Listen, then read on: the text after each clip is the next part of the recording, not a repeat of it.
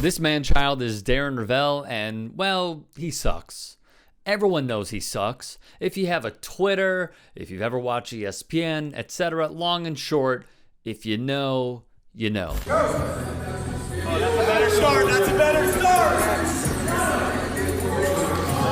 He embarrasses himself routinely, like here when he did the 40, or even at an Atlanta Hawks game getting schooled by former and one basketball player Hot Sauce.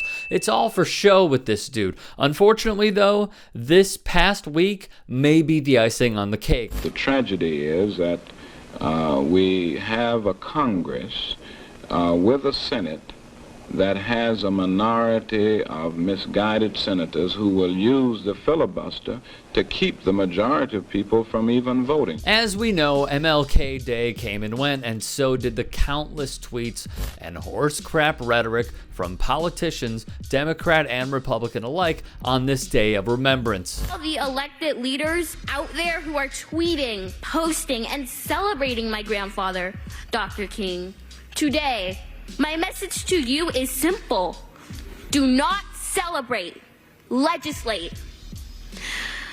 The Senate must do the right thing when this legislation comes to a vote tomorrow.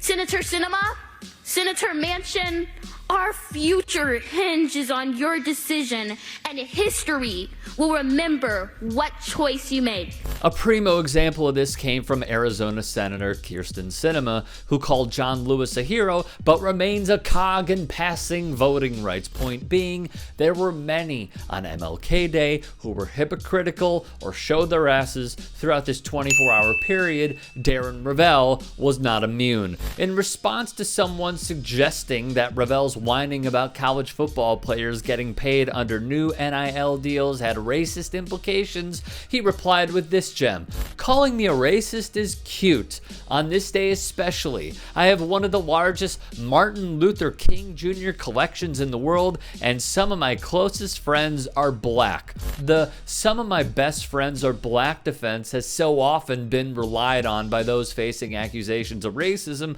that it has become shorthand for weak denials of bigotry, a punchline about the absence of thoughtfulness and rigor in our conversations about racism. However, Rovell, who deleted his "but black friends" tweet, continued to dig himself a deeper hole via Twitter Spaces. He is the man speaking in this next video. I have over 9 MLK signed items. I am a humongous fan of what he's done.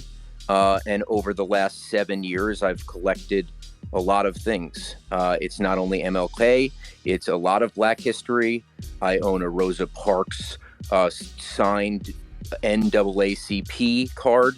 So it was pretty shocking today how I was called racist when I am a student and lover of Black history.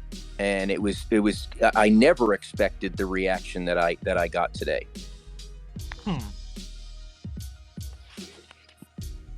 I'm sorry if people think that a white man can't enjoy Black history. All right. I'm sorry. I'm sorry. I really am. I'm sorry if people think that a white man can't love Martin Luther King. But to me, that seems pretty counterintuitive.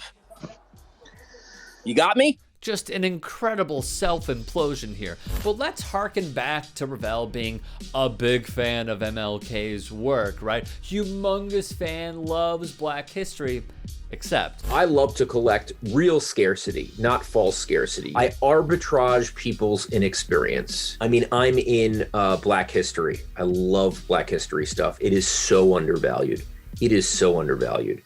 I have a poster to go get on a bus to the "I Have a Dream" speech. Oh, wow. Wow. That's cool. How many could there be? Right. 30? You see, Rovell sees value in terms of financials because he is a professional collector and flipper. He does not care about MLK or Black history. He cares about investing. And he's going to tell you as such right here. We're passionate about certain things. We buy certain things as investments. You clearly do. Is there anything that you're buying right now that, like, you're buying for yourself, like for nostalgic reasons, or is it everything has like that flip at the end of the day? So everything needs to be potentially flippable.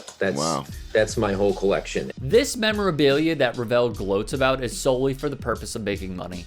The same money he spent to get the warden's logbooks from the Birmingham jail in 1963. He paid those that run the Birmingham jail. Paid them, then bragged about it on MLK Day. What kind of disgusting white man spends money and takes pride in having artifacts that note some of the most painful days of a black person's life? A sadist. That's who wrote Deadspin. Now, hypothetically, if there was that sliver of hope in you, the viewer, that uttered, well, maybe it really means a lot to him, maybe it's untouchable, speak for yourself. I probably have one item I would not sell. Do you want to see it? Yeah, I don't know sure. if you're doing the visual or not. Yeah. Hell yeah. This is great. So the one item I would not sell is this.